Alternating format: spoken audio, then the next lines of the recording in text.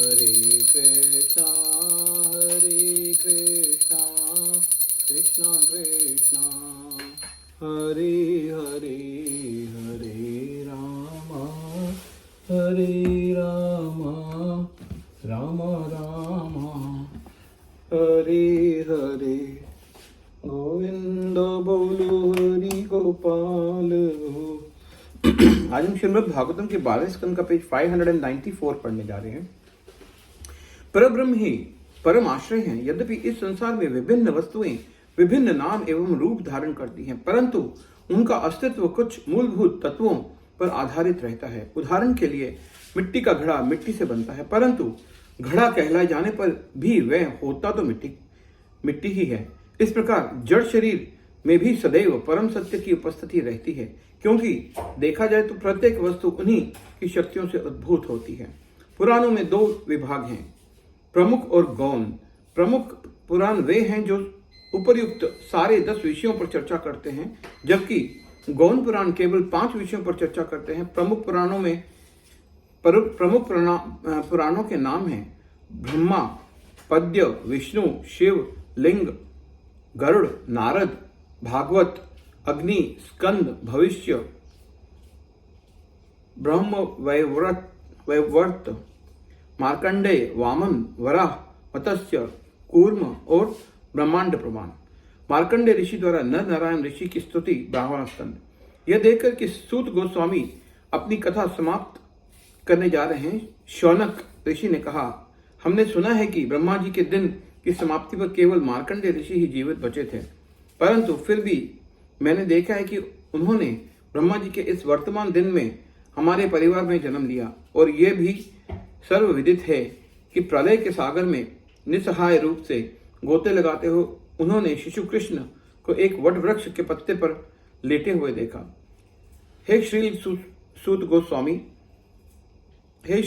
गोस्वामी, मैं थोड़ा भ्रमित हूं। इन महर्षि के विषय में जानना चाहता हूं, कृपया मेरी शंका का निवारण करें। सूत गोस्वामी ने मार्कंडेय का निम्नलिखित इतिहास कह सुनाया। बचपन में अपने पिता द्वारा विभिन्न संस्कारों द्वारा शुद्ध होकर मार्कंडेय ने ब्राह्मण के रूप में दीक्षा ली और ब्रह्मचर्य का पालन करते हुए वेदों का अध्ययन किया। वे स्वभाव से अत्यंत शांत रहते थे। अपने बालों को जटाजूट करके वृक्षों की छाल पहनते थे।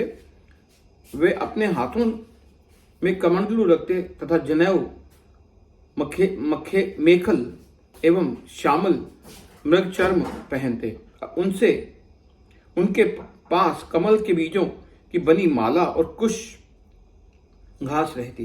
प्रातः संध्या समय वे भिक्षा मांगने जाते और लौटने पर उसे अपने गुरुदेव को सौंप देते। यदि गुरु उन्हें भोजन के लिए बुलाते तो वे केवल तभी भोजन करते, अन्यथा उपवास रखते। लाखों वर्षों तक इसी प्रकार भगवान की पूजा करके उन्होंने दुर्जय मृत्यु पर विजय प्राप्त कर ली।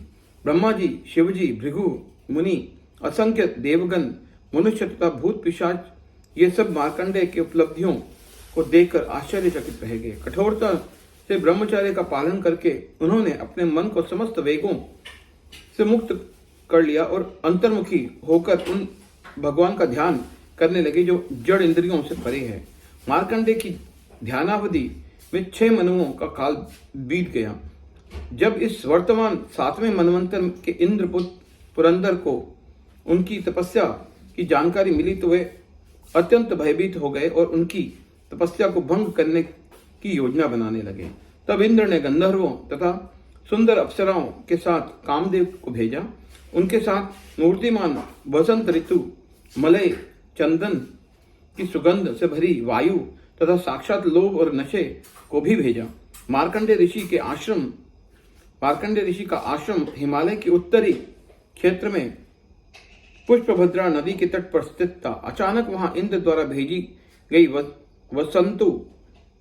वसंतु ऋतु की वायु निकट स्थित झरनों से जल कणों की फुहार के साथ बहने लगी। हरे कृष्णा हरे कृष्णा।